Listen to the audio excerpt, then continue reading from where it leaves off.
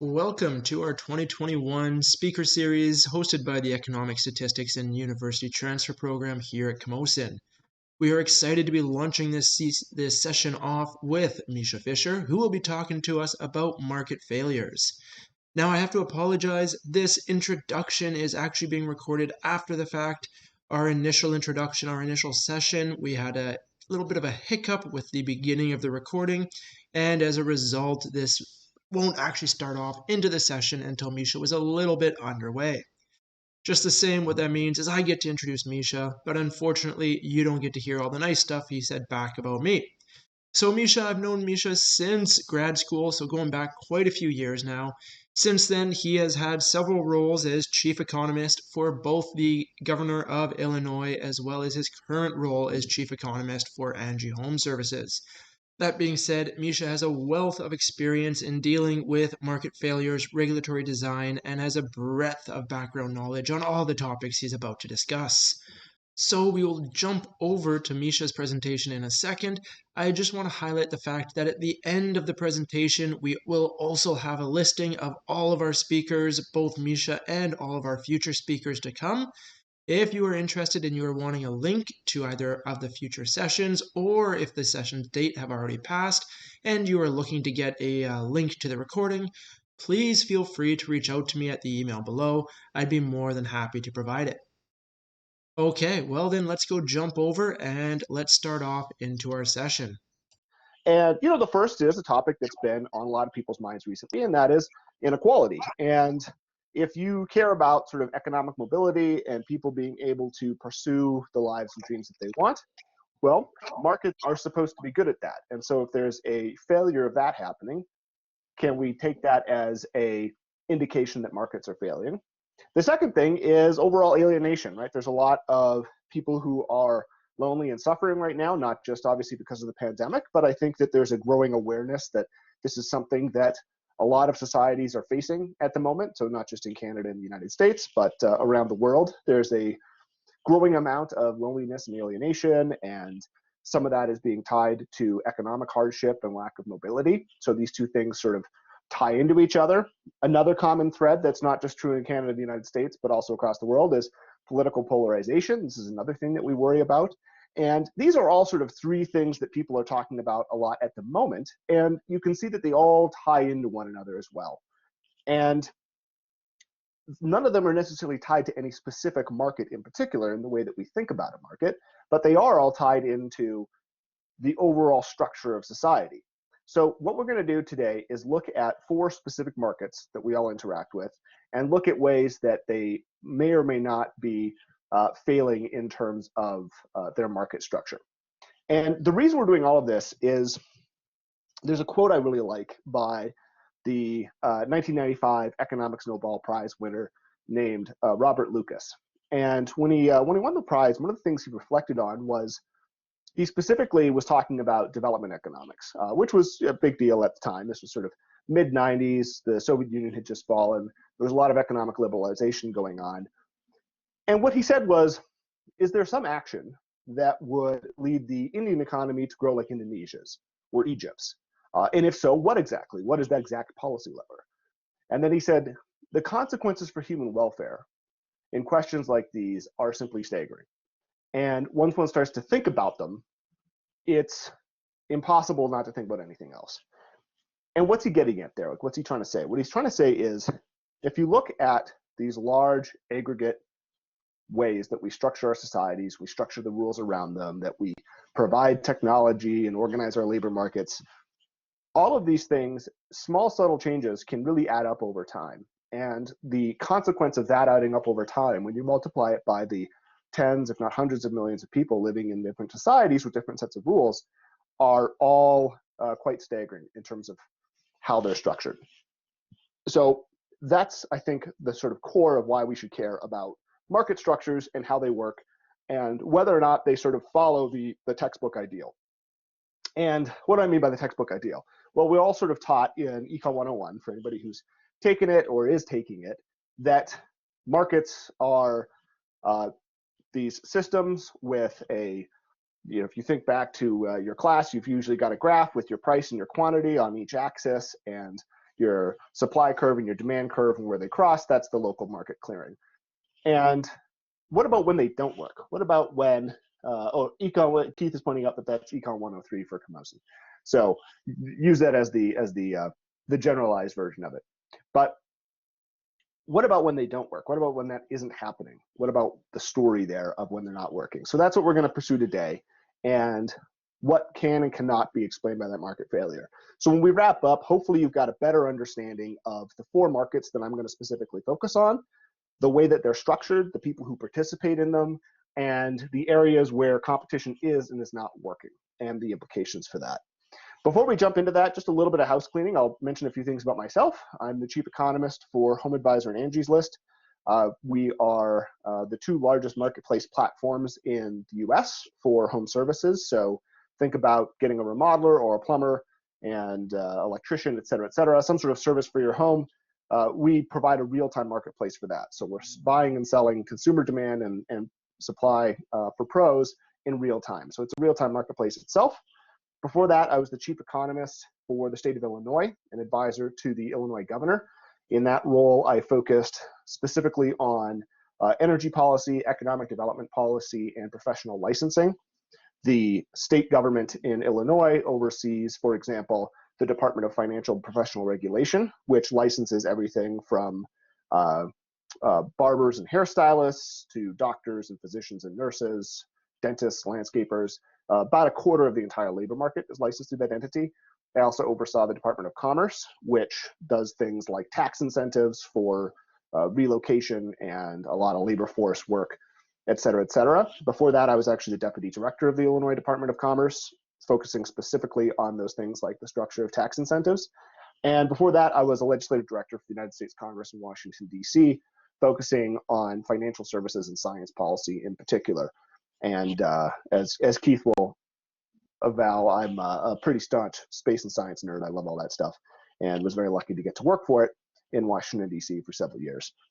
In addition to my current role, I also moonlight as an instructor in applied quantitative analysis and statistics at Northwestern University in Chicago. So even though I'm based out of Denver, I still try and make it back to Chicago. But I am actually originally, for anybody who's local on the call, I'm originally from Salt Spring Island, and I did both my undergraduate and graduate degrees from UVic, just up the road from Camosun. So it's nice to be chatting with everybody from there, and in a perfect world, we will all be back together in person soon enough. And I believe Keith has promised me beers for the next time I'm back there. So if we make that happen, we can all get together in person, which would be a lot of fun.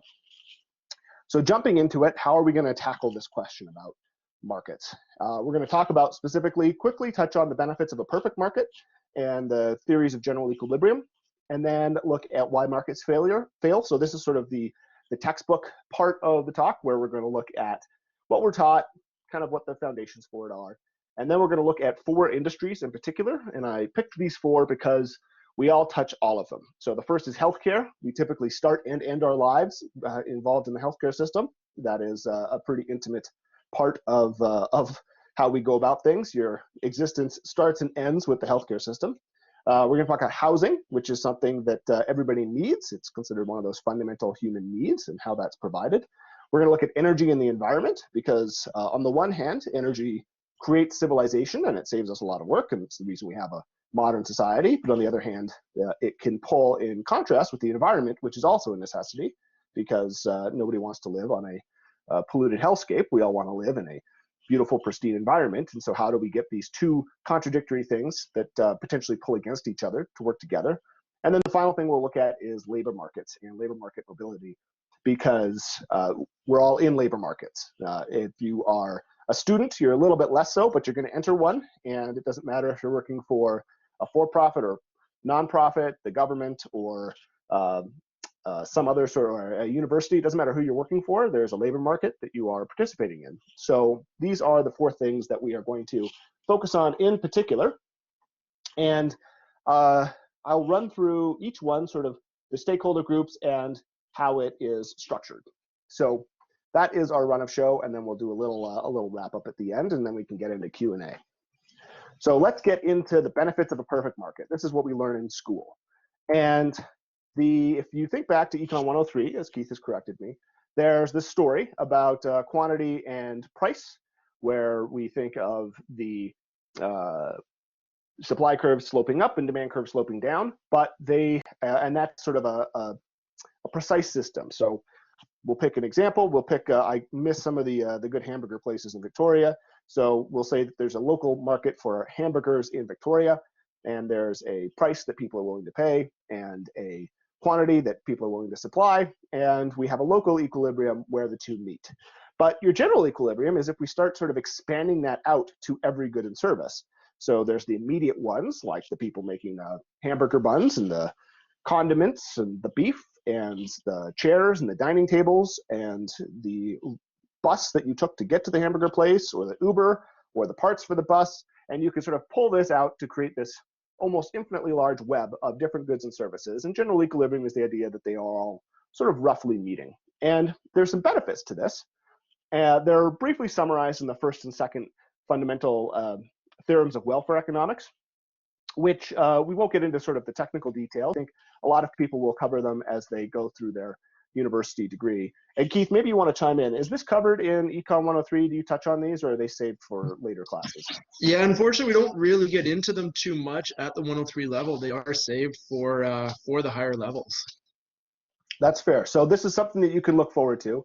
And the charts probably look a little gnarly, but don't worry, there's no test on this. So just sit back, relax, and enjoy it. If you don't pick it all up, that's totally fine. I'd be lying if I said I fully understood all of this too, because there's some pretty gnarly math underneath it. But at the top level, what it's basically saying is that any equilibrium, so any time that you can hit this equilibrium where price equals where price and quantity overlap, and the price and the amount demanded meets the amount supplied of any given thing. So we'll take hamburgers in Victoria as our market, and all of the subsequent things that are following out of that. So again, we're talking about the sort of price I'm willing to pay as a consumer for the hamburger, and the amount of restaurants in Victoria that are supplying those at that price. And then we'll pull out all those other adjoining markets like tables, chairs, rents for commercial spaces, vehicles, gasoline for the vehicles, everything that ties into that. If that's all clearing, then we have more or less maximized human welfare. And that's about as deep as I'll get into it. I'm simplifying a little bit, but that's the rough concept. And the idea is that if we have these markets clearing, then we have a system that is maximizing human welfare. But, and this is a really important but, it's sort of the most important thing I can say, it's resting on an assumption about that the markets are working perfectly in order for this to happen. And so markets do fail. So let's look into why markets fail. And where markets fail is specifically, let's look about what they need to be perfect. And so I'm going to roll in together sort of perfect competition and another couple of concepts into just sort of 5 key points. The first one being, there's an assumption that nobody has any pricing power, that nobody can sort of set their own price that is whatever they want it to be, that they in fact have to be a price taker. So in our Victoria hamburger analogy, we will say that I, as a consumer, don't have the capacity to go out there and demand a price from the restaurants that they have to make, that I just have to accept the market price because I am so inconsequential to the market. Likewise, no hamburger place can itself set the price that it wants to charge because it is not large enough to do that. It just has to accept the price that consumers are willing to pay. So that's one big assumption. A second big assumption is that there's perfect entry and exit. What does that mean? It means that anybody can enter the market or leave the market without any friction. So it means that somebody can start supplying hamburgers basically instantaneously and leave instantaneously with no consequences. Likewise, I can choose to enter the market to buy hamburgers or not buy hamburgers instantaneously with no friction. So that's sort of another thing. Another one is an assumption of no information asymmetry, and a closely sort of related concept, which is perfect information. What do these two mean? They effectively mean that all of the participants in the market know what is going on in terms of quality and price for everything else at all times. And so I know the exact quality of the hamburger at every single place, and I know what they're all charging, and they all know my capacity to pay, et cetera, et cetera. So there's this assumption that everybody sort of knows everything, both the producers and the buyers. And then the final thing is that everything is sort of homogeneous, at least in a localized market. So we're assuming here that because the pricing power is the same, that there's sort of a standardized class of hamburgers where they're all exactly the same. So those are sort of the 5 things that are required for, and again, I'm simplifying it and boiling it down, but I think these are the most intuitive areas that are required for a market to be perfect.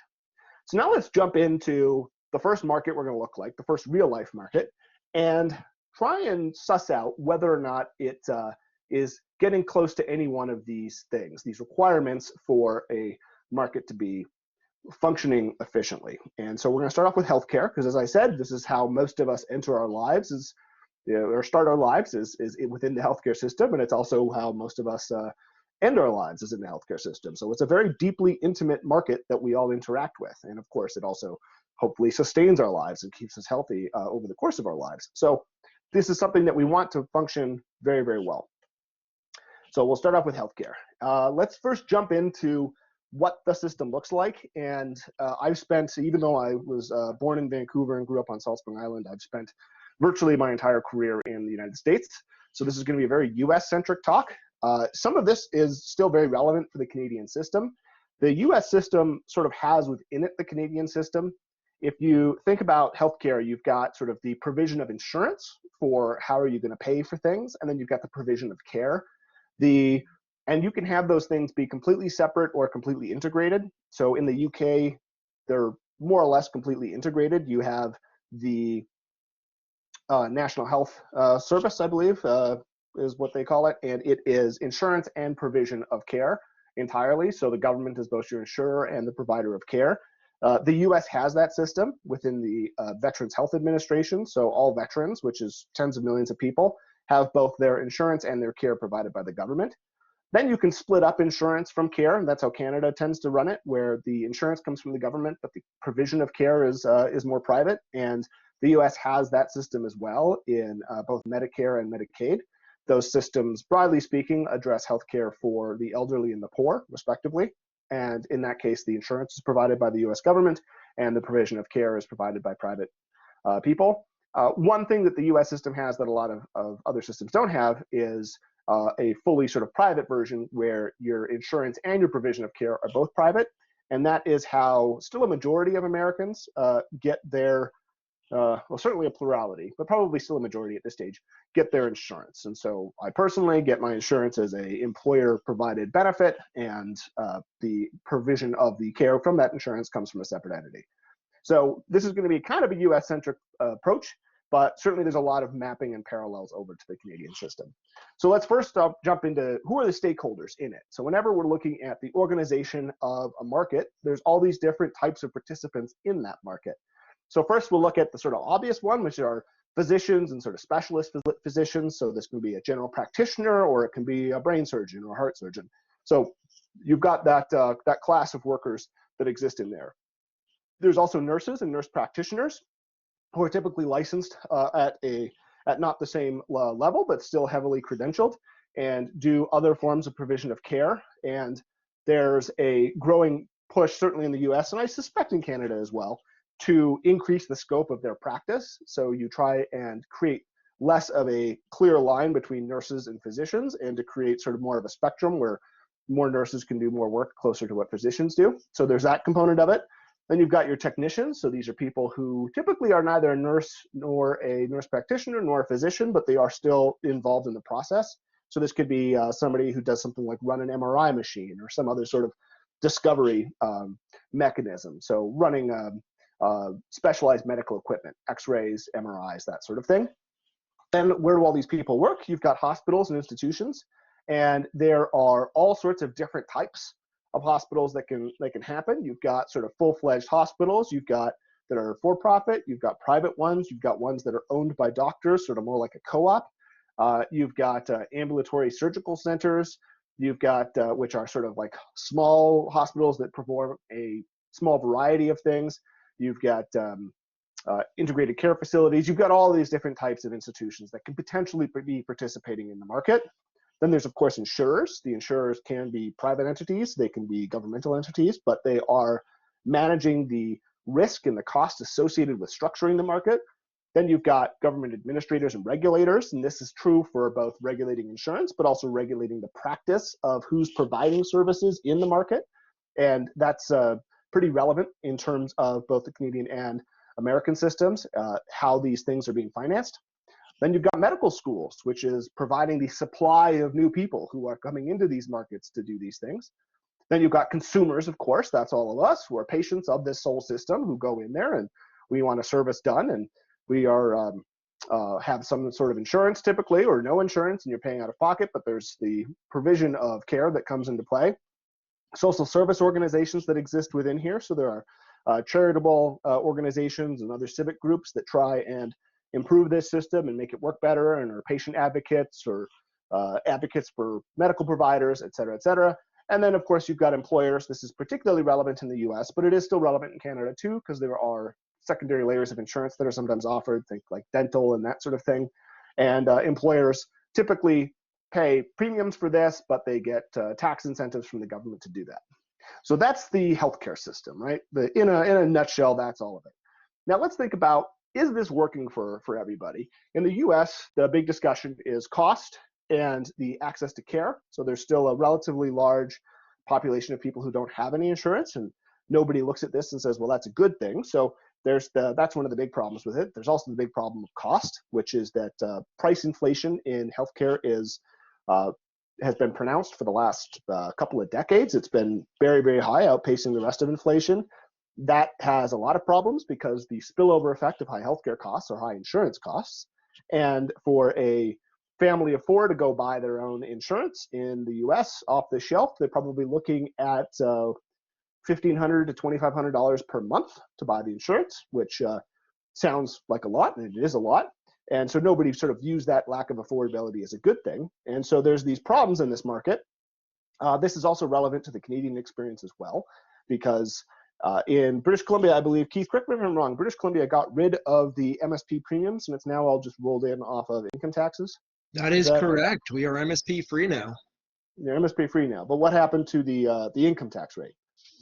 Yeah, so that all got rolled into income tax, business tax, all of our other general tax revenue for sure. Right.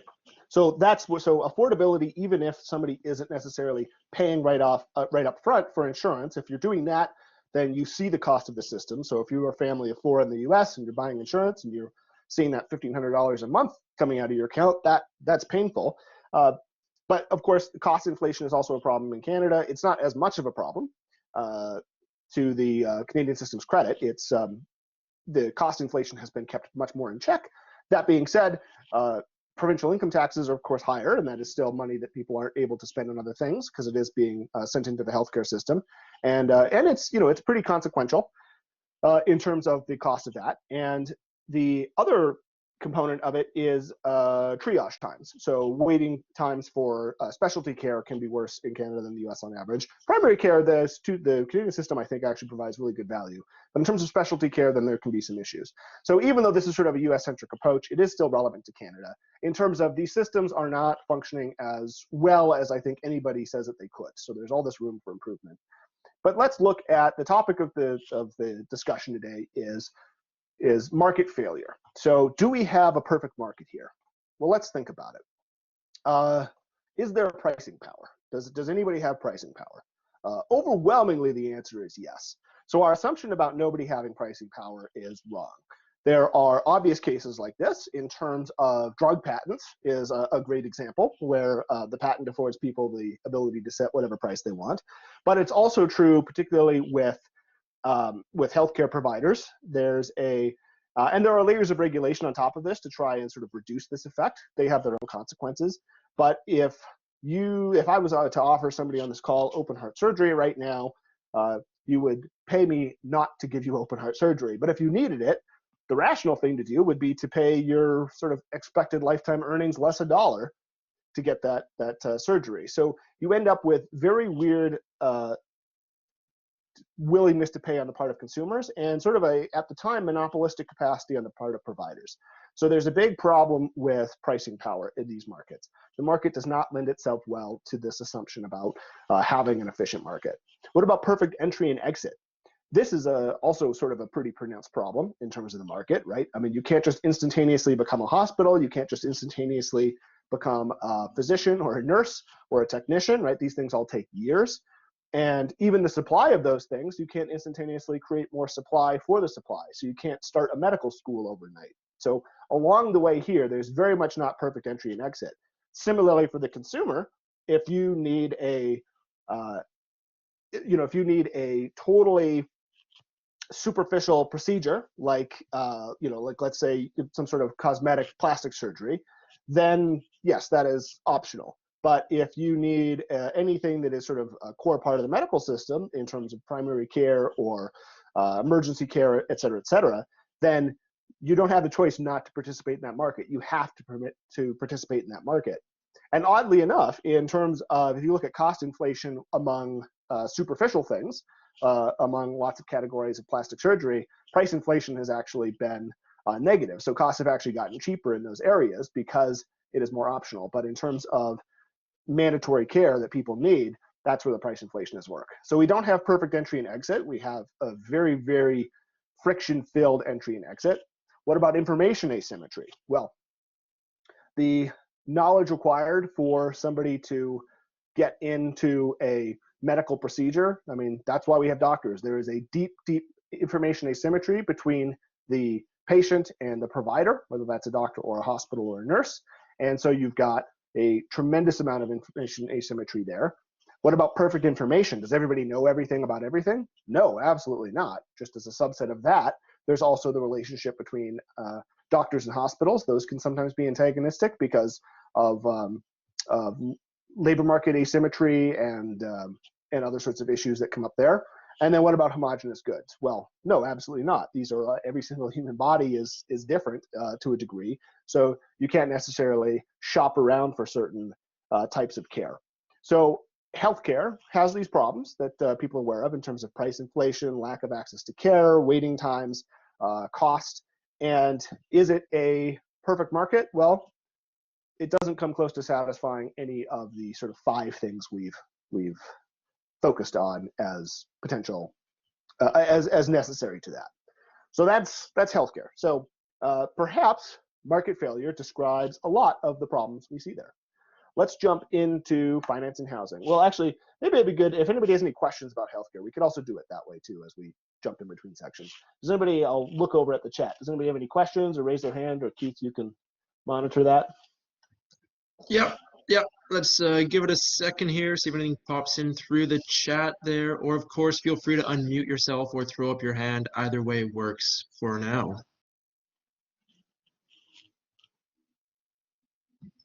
Oh, there we go. Yep. Question from Kira. That is a really good question. I think that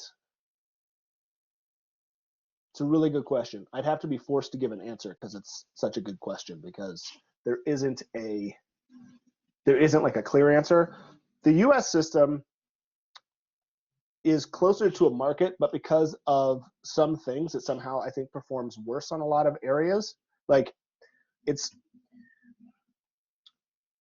a compromise where you get sort of the worst of both worlds and the best of both worlds at the same time. So I think that people shopping around for insurance and provisions of care will, all else equal, if you have sort of other things going on, be better. So I think that part of the US system is good. The problem is that there is so much friction to entering.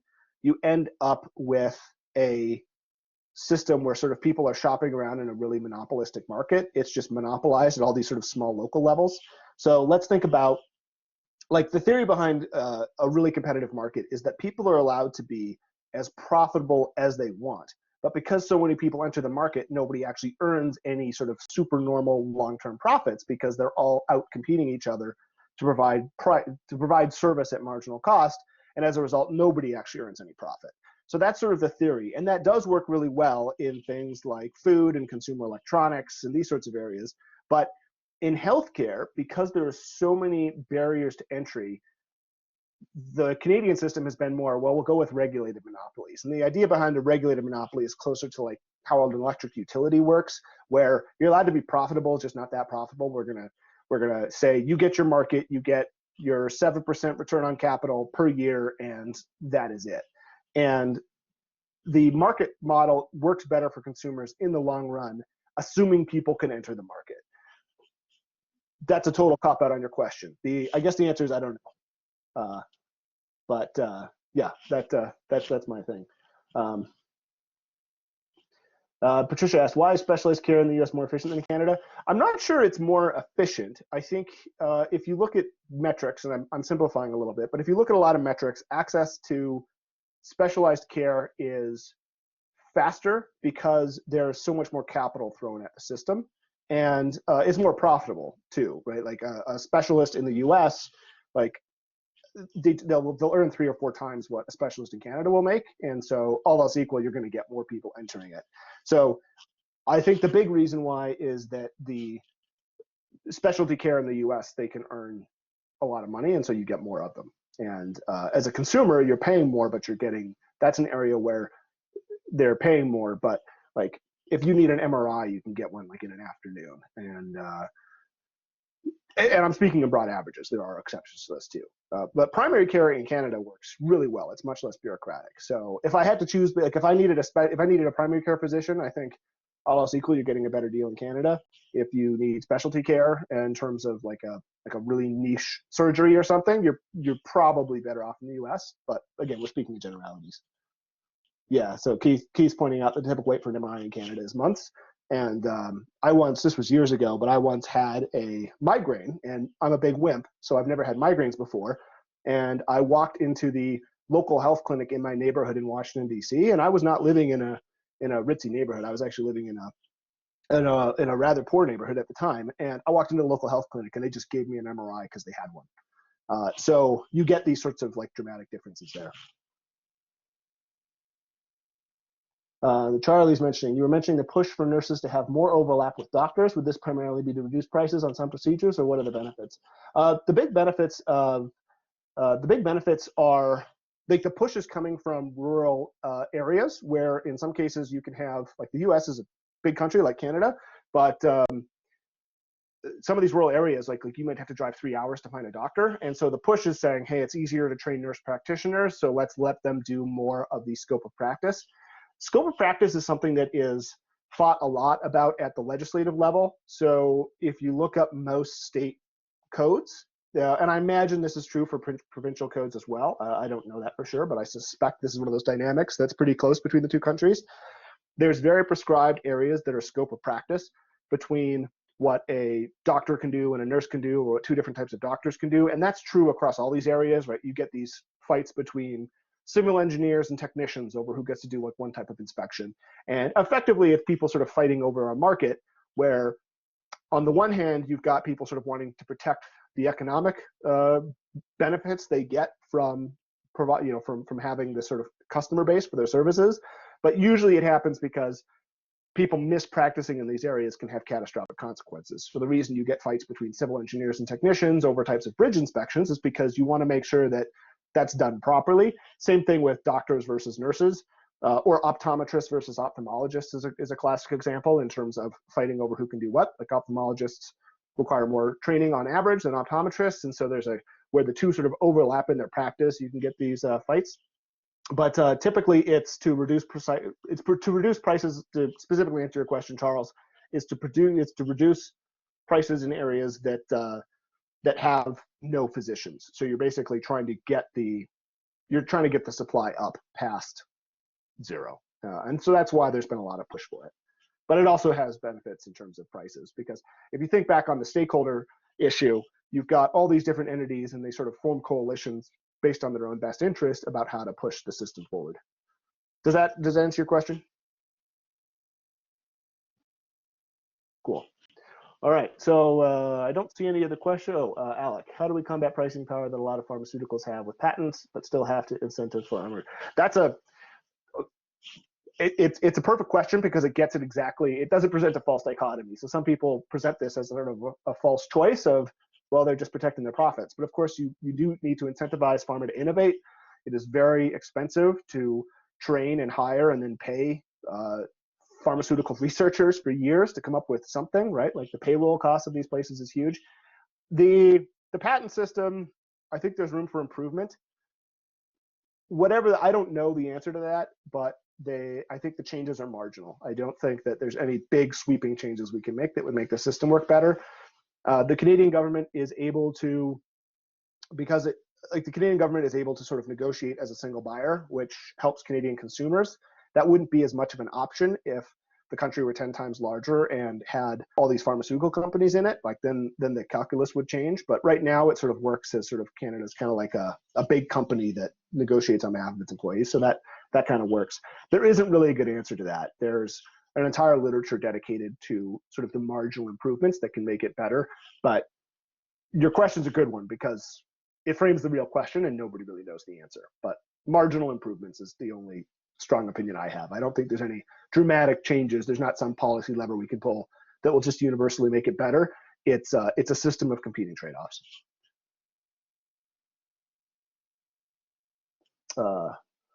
And Keith's pointing out that and so Keith's pointing out that Canada as a single buyer has a monopsony model, which is of course its own form of market failure because it doesn't work out well for the drug companies, but it does work out great for Canadian consumers. And yeah, like remember, Canada's economy is about the same size as Texas's. It's smaller than California's, so it's a nice benefit that Canadian consumers get from that. But it's not really the entire global drug system would look a lot different if the American government regulated all of the prices for pharmaceuticals that Americans bought, because so many of the pharmaceutical companies are based here and sort of rely on that extra flow to finance their investments. So let's jump into finance and housing. I know we are, we're wildly over schedule. So so I'll run through the rest of it because I think we're already 40 minutes in. And so we'll run through the next three markets. So the next one is finance and housing. This is the one that is the closest to what I work on currently because we work in the housing market. Our company does. And so I spend a lot of time thinking about housing market economics.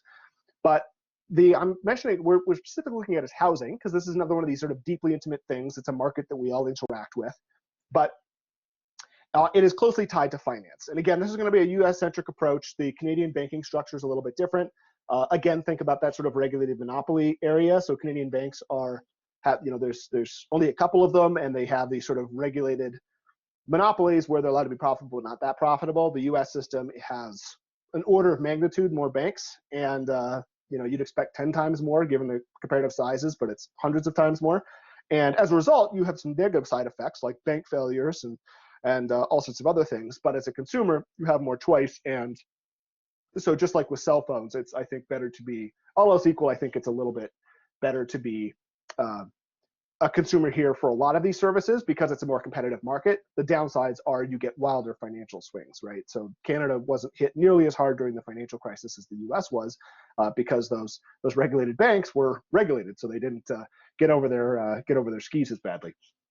But let's jump into it because the two are closely tied, and I'll run through sort of how the two are closely tied.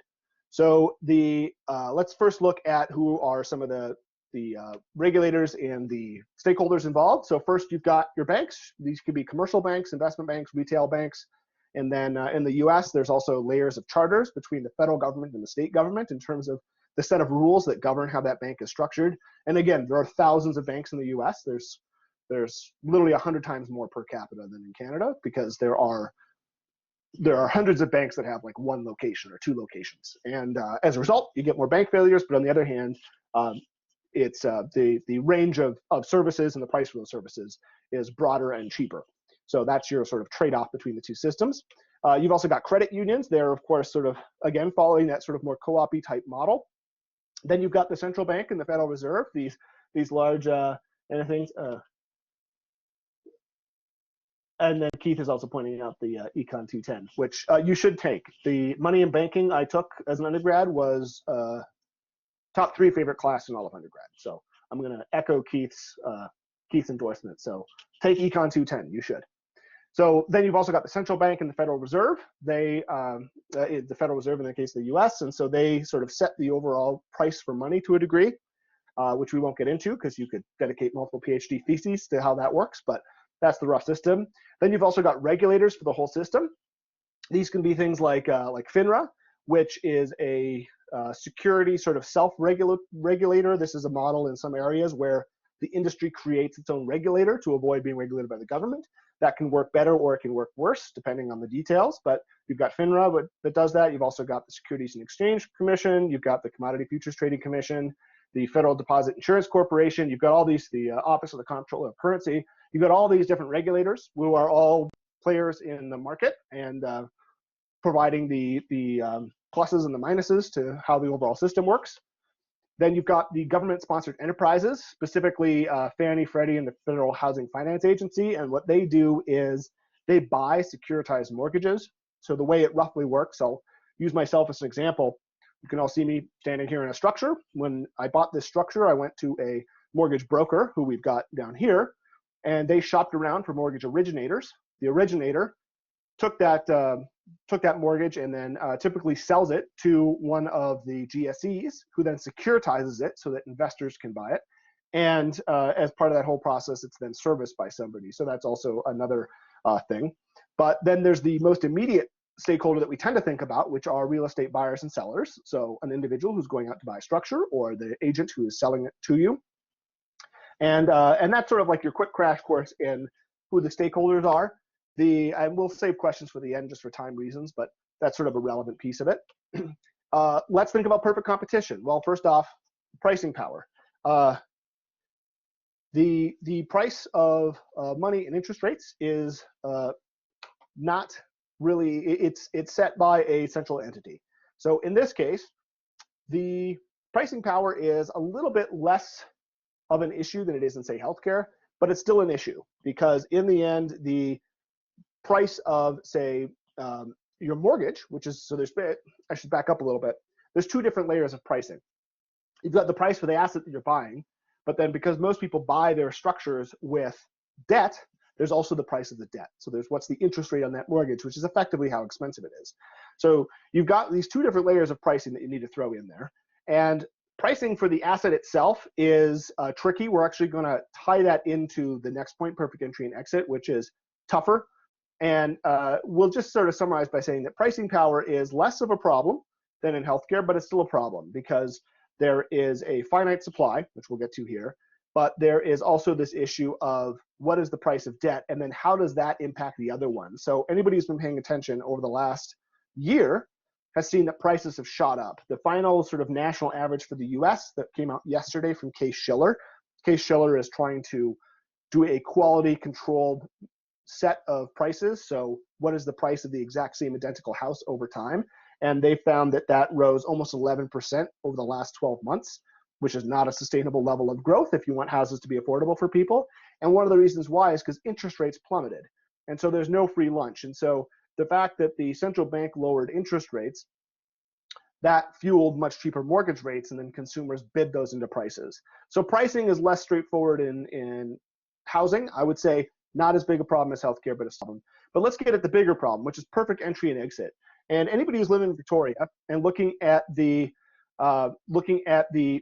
price of housing in Victoria, whether it's for rent or to own, knows that it is an expensive place. My sister just actually left Victoria this weekend.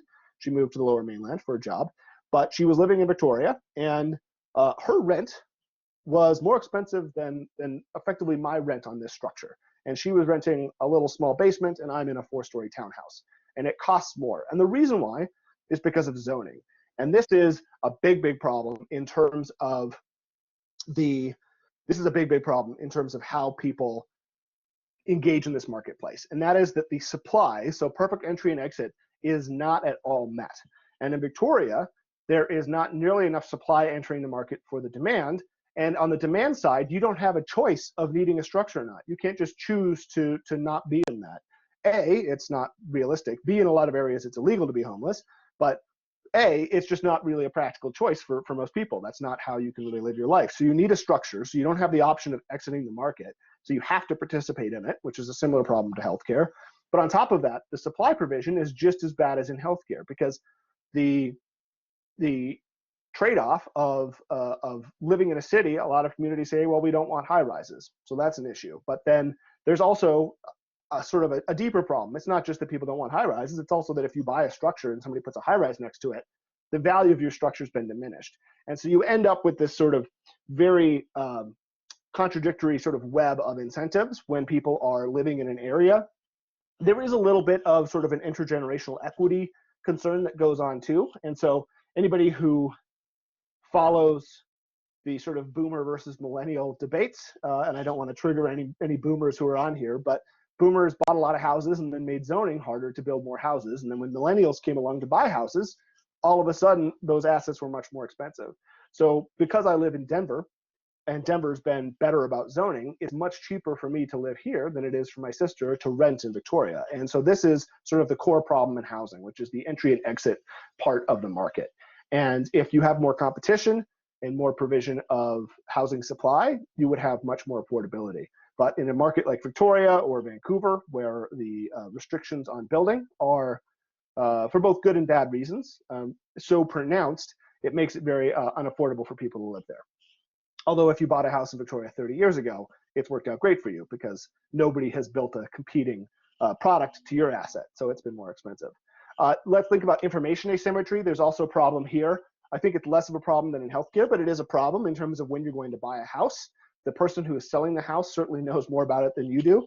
There's the same issue with buying with the price of the debt to buy the house. If you are shopping around for a mortgage, particularly in the US, where the system has so many different types of mortgage products, it is very hard for you as a consumer to know what is going on with the way those things are structured. Keith used to be a banker, I believe, if I remember correctly, so he can speak to the different ways that these products are built, but there is a trade-off you can get in terms of how much you pay up front to knock a few percentage points off, how that math works, how much your payment schedule math works, how much the origination fees work.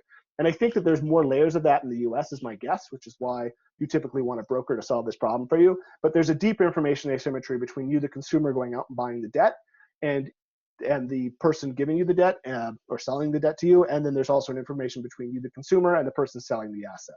Whether that's a new home or an existing home, there's an information asymmetry there. So there are big problems there, which will tie into perfect information. And then homogeneous goods, no, absolutely not. Every single house is different, right? Like even identically built apartment buildings maintain slightly different space.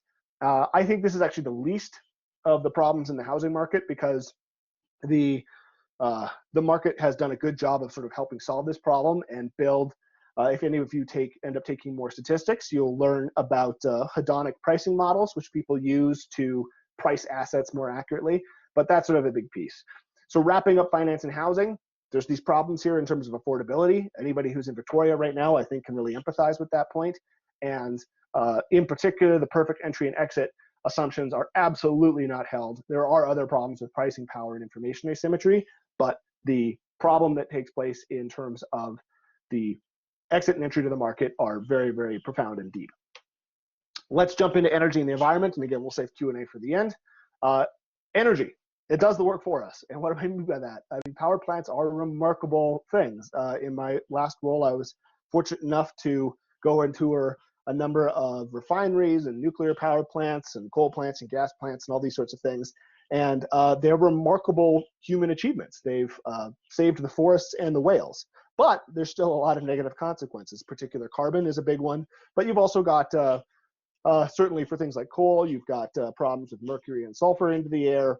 With natural gas, you still have the carbon issue. It's a lot cleaner than coal. And so natural gas has been a net big positive for the energy markets over the last decade in particular, because a lot of generating capacity has been able to be swapped out coal for natural gas or natural gas for coal. That's much cleaner, but it's still obviously a problem for carbon emissions and global warming. So we've got this trade-off between nobody wants acid rain and polluted rivers and loss of ecological diversity, but we also don't want to live in the Stone Age. So how does this trade-off work, and where do market failures come in?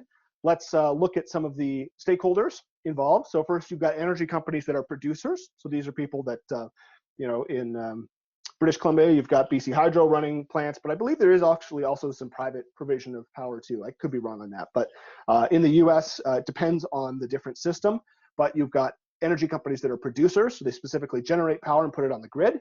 You've also got distributors. So these can be people that either run transmission lines or that actually distribute to the home. Those can be the same entity or different entities. Depending on where you are, all three, producers, distributors of transmission lines, and distributors to the home, can all be different, or they can all be the same. Then you've got independent system operators who sort of manage the whole network. ERCOT is the Texas system. So if anybody's been paying to sort of the North American news this week, it's been in the news because of the big flash freeze that went through there. We got the same system in Colorado, but homes are weatherized for it, and so is the overall electric grid, so it wasn't an issue here. But Texas is not used to having freezing weather for a week, and so that hit their system pretty hard. And ERCOT had to manage the rolling blackouts that went on because so much generating capacity went offline. So you've got the independent system operators who manage that. Then you've got unions. Electricity provision is one of the, last time I checked at least, and I could be wrong on this, but I believe it's still one of the more heavily unionized industries in terms of provision. Makes sense. These are typically large, massive scale productions. So you've got different types of labor organizations that represent the people doing the work there. And then you've also got manufacturers as a type of users, and they're a relevant part of the equation, because if you are making, aluminum, which is a big thing in BC, I believe, right? Is Alcan still up? Keith, do you remember, is Alcan still a thing in BC? Yes, Daniel is saying yes. So aluminum, right? Use a lot of electricity, but if you're making cars or anything else, a lot. Going for anybody from Southern Ontario, beat them to it. If anybody is on the chat is from Southern Ontario, there's obviously a lot of large manufacturers based out of there. They use a lot of electricity. You've also got commercial businesses as users, right? So they use more electricity than a household, but less than typically a big manufacturer. But they're also still a relevant from Terrace, just north of Kittimer. Yeah, so you'd be following all that stuff. So they use a lot of electricity, and one of the reasons they're there is because electricity per kilowatt hour is pretty affordable in BC. So my father retired from BC Hydro. He worked for BC Hydro for 40 years. So there's that component of it as well. But commercial businesses, think supermarkets, grocery stores, that sort of thing, right? They use a lot of energy, all those lights, all those coolers. So they're relevant players in it, and there's more of them than manufacturers. And then you've got consumers, right? All of the households involved. So you've got three different types of users, all of whom can both have the same interests aligned or different interests aligned. Then you've got local governments. They are, of course, power users themselves, but they also typically have a large stake in both the manufacturers, their consumers, and then also the generators. So you can have different local governments. If you've got one local government that houses all the people who work at the power plant, and then a different local government 100 kilometers away that houses all the people that work at the aluminum plant, then you can have a different set of incentives between these two local governments because they're representing the people who live in their communities.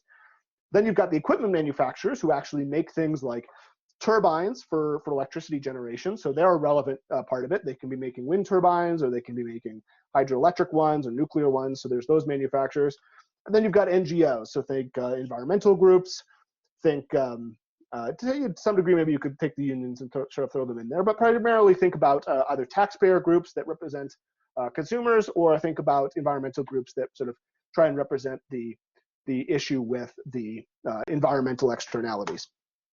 So do we have perfect competition here? Do we have pricing power? No, absolutely not. You do not have that as a consumer.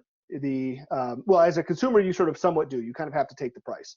But as a producer, typically there's a small number of producers, and it is heavily regulated. And that's one of the reasons why, because setting up a power plant is not cheap. It can take quite a long time, which we'll get into perfect entry and exit. But also in terms of pricing power, there's another concept here which I briefly touched on, which is the externality piece. And sort of a secondary layer to this is, does the price actually represent what it costs, or is there a missing part of it? And that's particularly true with something like electricity generation. It's gotten easier on this front if we're looking at things like sulfur and mercury and the other heavy metals that are produced. We've gotten a lot better about trying to price that in or just prohibit their generation entirely. But there's this issue over carbon. And I believe BC did enact a carbon tax to try and sort of price in some of the externality. One of the issues I worked on in Illinois was we priced in rather than a penalty for carbon producers, we provided in a positive financial incentive for non-carbon producers. So So there's a zero emission credit that was created as part of some energy policy we worked on in Illinois when I was there. So there's that component of it. So pricing is much less straightforward. As a consumer, you kind of have to accept it. But as a large producer, all of a sudden, now you're in a different territory. If you're a large consumer of electric power, you do potentially have some monopsony power. And this is one of the reasons why electricity markets are so regulated, is because of that and because of perfect entry and exit. And this is a big, big one. It takes years and years and years to develop a power plant of any degree of scale. Obviously, it's faster to throw up a wind turbine or an electric panel, but to generate a nuclear plant, which is still sort of the only way we have to hit large baseload capacity with zero carbon emissions, is nuclear plants. But there's a downside, which is that if in the very unlikely event something goes wrong, it's catastrophic. It's very, very bad if something goes wrong. So it's a low probability but very high consequence event. Information asymmetry, again, wildly different between a consumer. You don't even know where your electricity is coming from.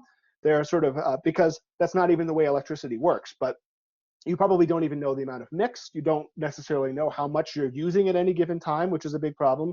There are new technology solutions that are trying to get at this problem to make it work better, but there's that information asymmetry. You also don't know what the respective carbon emissions is of natural gas versus coal. You can discover these things, but the average consumer doesn't know that.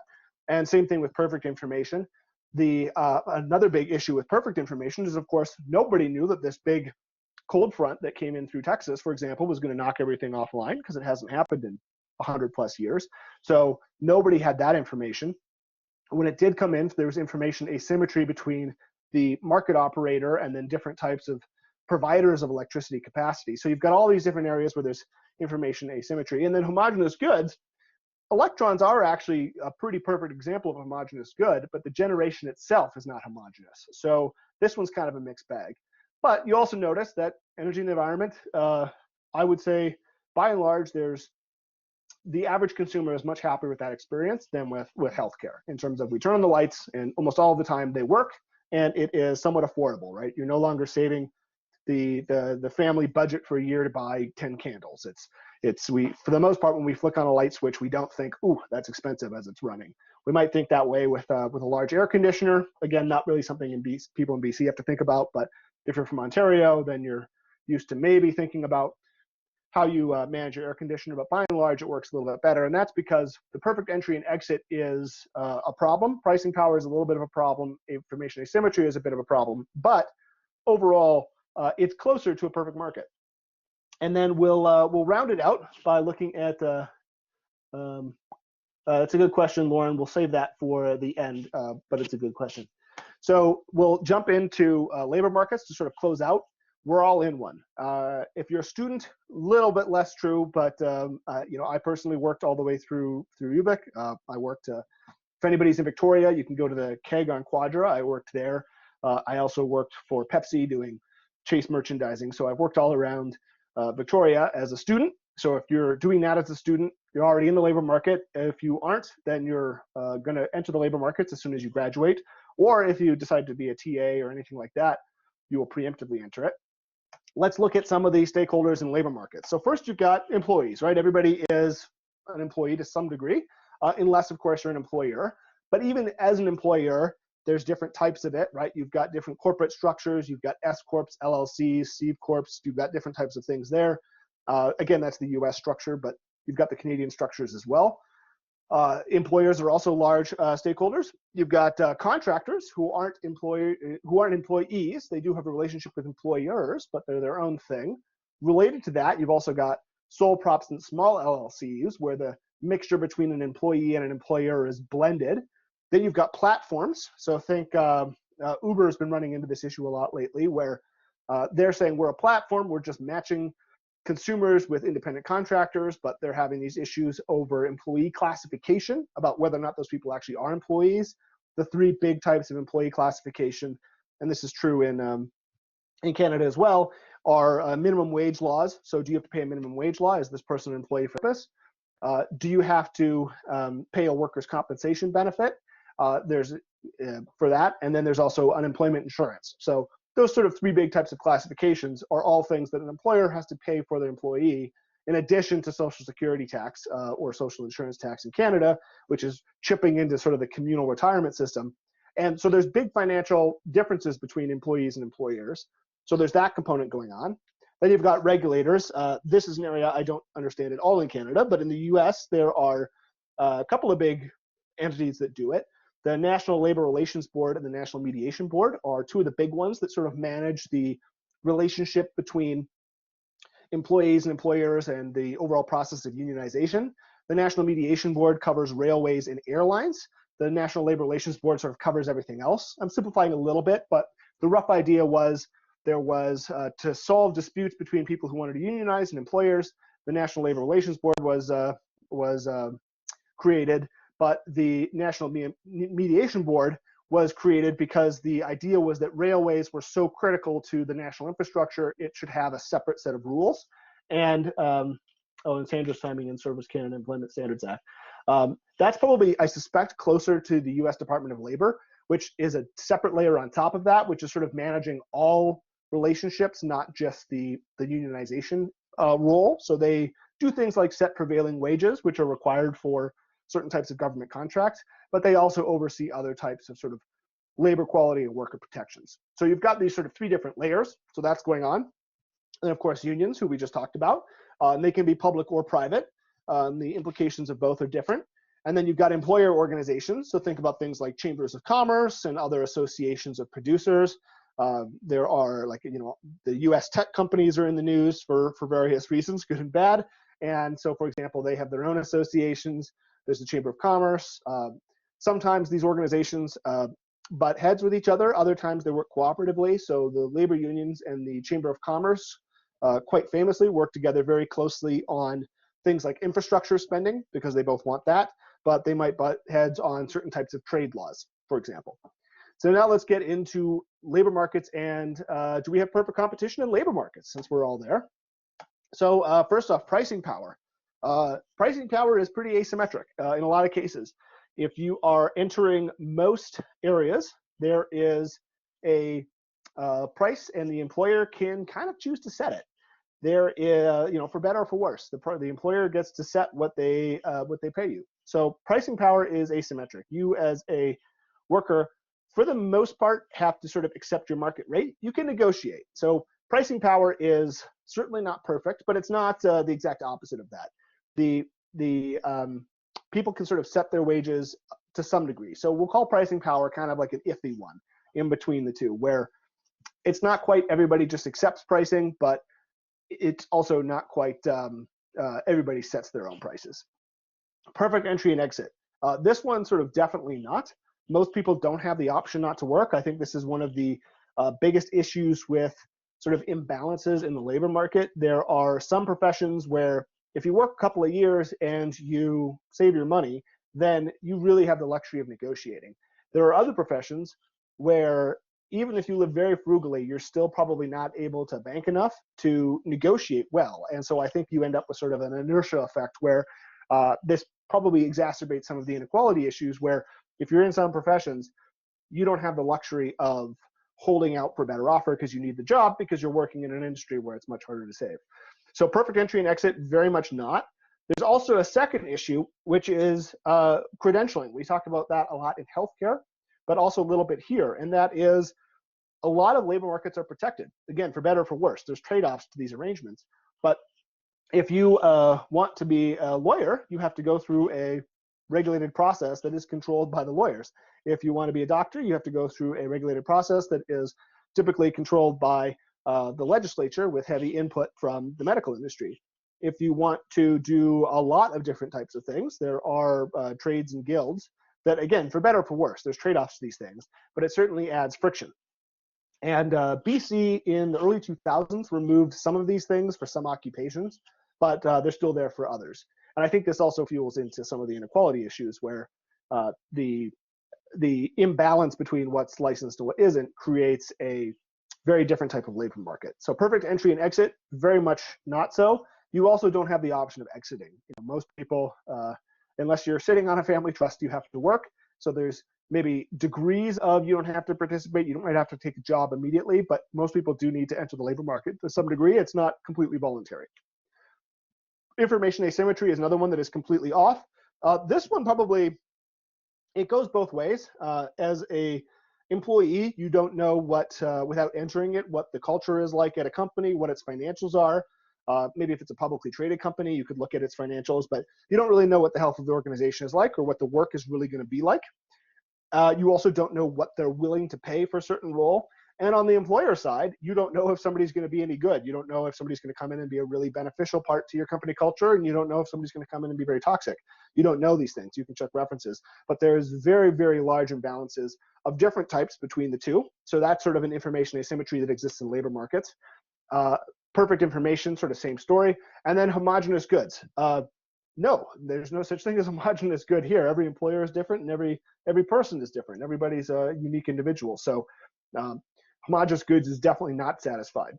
So labor markets, do we have perfect competition there? Not so much. And again, for time reasons, because we are now at 55 minutes, so I'm only 6 minutes over schedule. Let's just do a quick wrap up. We covered sort of why we care about perfect markets and how that ties into the first and fundamental theorem of welfare economics. I would recommend taking that in more advanced econ classes. It's a lot of fun. There's some neat math behind it that once you dedicate some time to sort of studying it is I think a lot of fun to understand. And then we ran through healthcare, finance, energy, and labor markets, covering the things that work and the things that don't work in each one of those industries. And we did that because each one is its own very intimate marketplace that we all care about and that matters to all of us and that we want to function well. But obviously there are these very strong structural issues between each one. So with that, we can do some Q&A and discussion. I don't know, Keith, does the platform make it easy to do other sort of whatchamacallit, video share, so we can sort of have face-to-face conversations in case anybody wants to do that?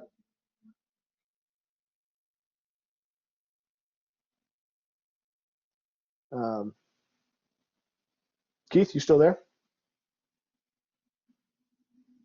You might be on mute. Well, while we're waiting for Keith, I will say, Lauren, in answer to your question, in Victoria, will it get better? I think it'll eventually get better due to demographics, but I don't think it's going to get better anytime soon. I think as boomers age out of all of their structures and millennials also do, like the demographics will ease it out, but I mean, I wouldn't sit around Victoria for the next 5 years hoping it's going to get cheaper, if that makes sense. Keith, are you back on? Yeah, I'm back on. Sorry, everything froze up on me right at the end of your presentation there. So. Okay, that's fine. Kira's mentioning that she's not sure people can share their video. But, yeah, I think I can do quickly change that if we want that as a possibility. I think it's so I had to teach this past year at Northwestern entirely remote, but I did make it mandatory for students to do video sharing because it's so much more satisfying and I think a more constructive process to look at people and have a conversation that way. So if anybody wants to, obviously don't feel obligated. Great questions on the chat, but I do find it makes for a funner conversation for everybody to be able to chat that way. It should be set up now if people do want to. I believe, at least. It looks like I got it. Cool. All right. I just turned off sharing in case anyone wants to do that. Claudia, I wanted to ask this question. During the healthcare part, do you believe the current COVID-19 situation will increase pricing power for healthcare professionals or workers in general? By pricing power, do you mean like the wages they set for themselves?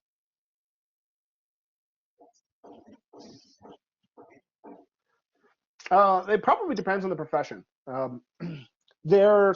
don't think it's going to really dramatically impact it one way or the other for most things. Wages are sticky in the economy. It's one of those things that is not economically efficient, but for sort of human psychology reasons, we don't adjust wages. Instead, we just lay people off, which I don't think most people would say is like a superior outcome because we cause recessions that way, right? Like if demand dropped by 10% and everybody's wages went down by 10%, it would be less dramatic than laying off 10% of people because that can create these sort of cascading effects.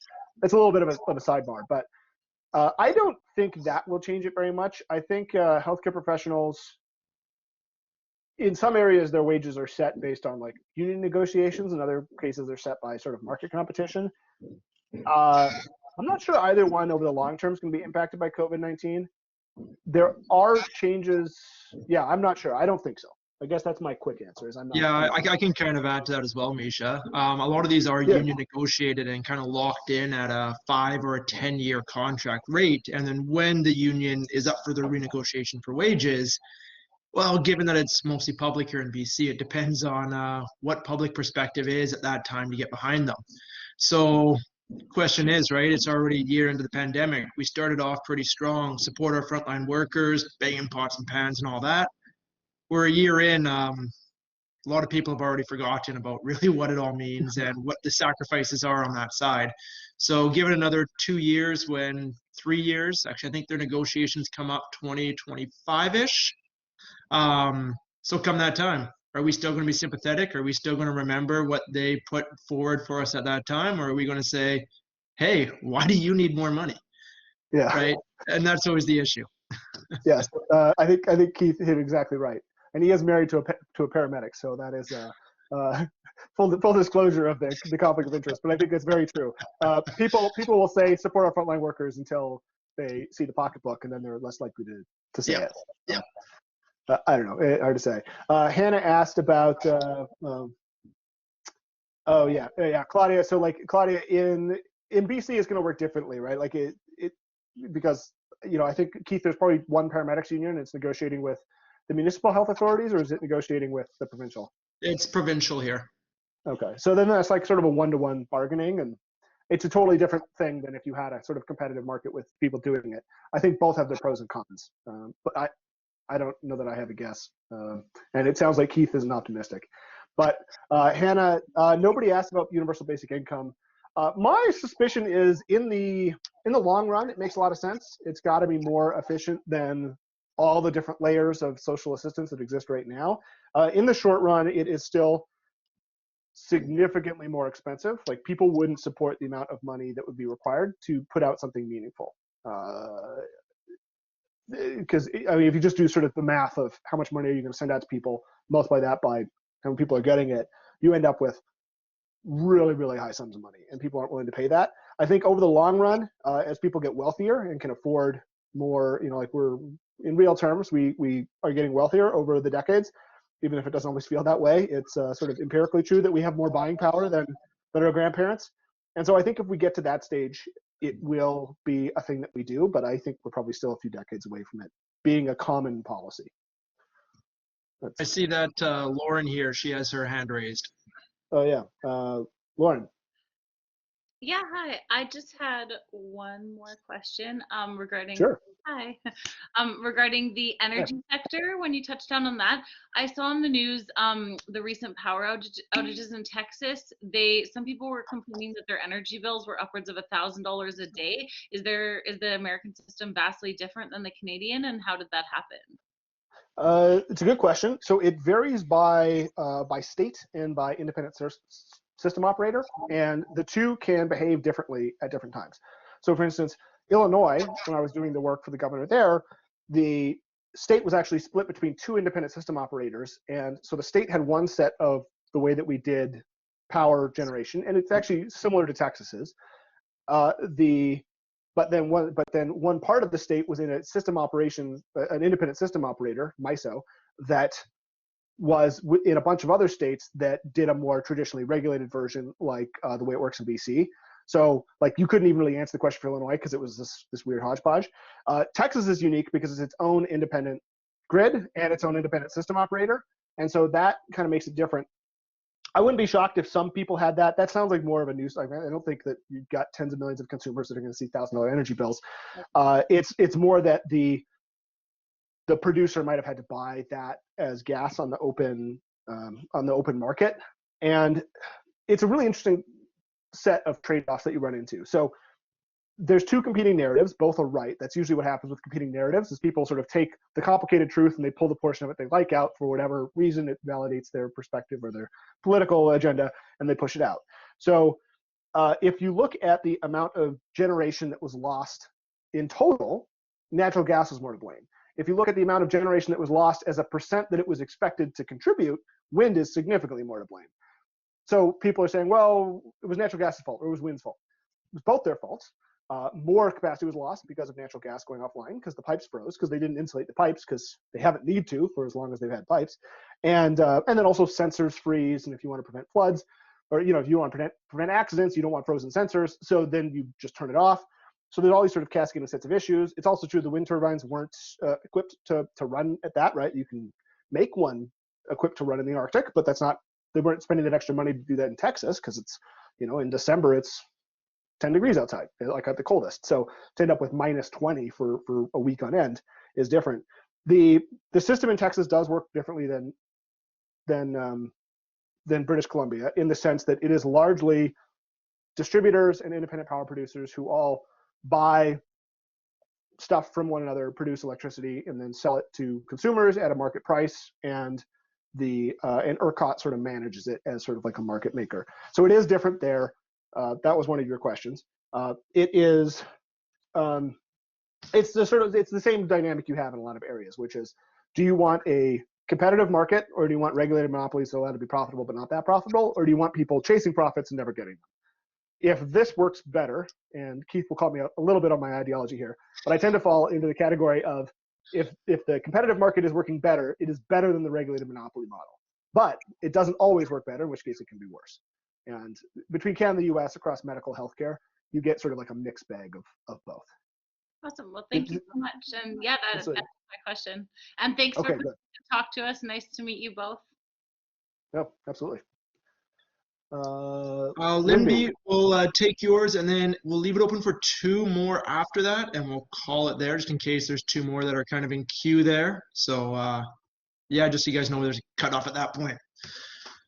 So Limby, you asked about the zero emission credit. That was created in Illinois. And basically the issue was there were nuclear power plants which do a lot of things right, but there was some, they had some issues of not being able to get a good return on, like they weren't profitable basically running these nuclear power plants at electricity rates. And so the short version is that a credit was that we created a credit to positively incentivize zero carbon emission electricity generation. And it was actually the subject of some lawsuits. Like nothing really changed. Your average consumer doesn't notice a difference. But there was an interesting lawsuit. So you run into an interesting interplay between what states are allowed to do and not allowed to do. So states aren't allowed to sort of regulate interstate commerce, and because the electricity is traded across state lines, it's not really the states aren't allowed to do that, but states are allowed to regulate their own environment, or they have more discretion. And so this was an environmental intervention to reward the zero carbon emission. Society, there wasn't really any change. It was just a way to keep cleaner energy online. Did that answer your question? Cool. Any final questions here?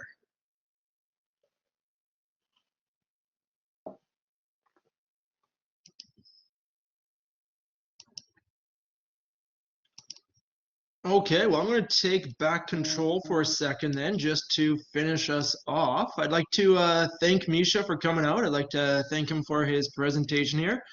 Very insightful, very helpful altogether. And again, that's Misha. That's his bit of a bio there. If you want a recording of this, please feel free to shoot me an email. My system did freeze there right near the end. I don't know how that would have worked through with the recording. Hopefully that continued through without any hitches, but there might be a little bit of a blip there. For those of you interested, and this actually unintentionally worked out with what Misha ended up covering, in the following weeks, we have this as our bi-weekly speaker series. So in 2 weeks' time, we have a representative from a union here in BC going to be talking about the effect on labor markets, the effect of the pandemic on our labor markets. So if you're interested in that, please feel free to shoot me an email, and I'd be more than happy to get you the link for that guy as well. Following that, we have Carol Ann coming. She is an MBA and CEO of the Indigenomics Institute. She's going to be coming and speaking about how to approach economics from an Indigenous worldview. So another interesting speaker that we have coming up in late March. To finish us off, we have Pershing Sun. This will be in early April, and Pershing will be talking specifically about the local real estate markets. And again, the impact of the pandemic and some outlook as to what we're expecting over the near future. So if any of those are interesting, if you want a show, I'd highly recommend that you send me an email. We'll get you involved in that. And they should all be insightful speakers. So yeah, again, thank you, Misha. If there's any last minute questions, I'll open up the floor again to that. But otherwise, yeah, thank you so much for coming out. Absolutely. Well, thanks everybody for having me. Thanks, Keith, for the invite. And great questions, everybody. That was a lot of fun. And feel free to, I'm pretty active on LinkedIn. I'm doing my best to not ignore Twitter as much, but feel free to track me down there if you ever have any other questions or about how anything works. And Keith, we'll look forward to some in-person beers on campus when life returns to normal. Oh, for sure. Be a good time. Cool. Thanks, everybody. Thanks.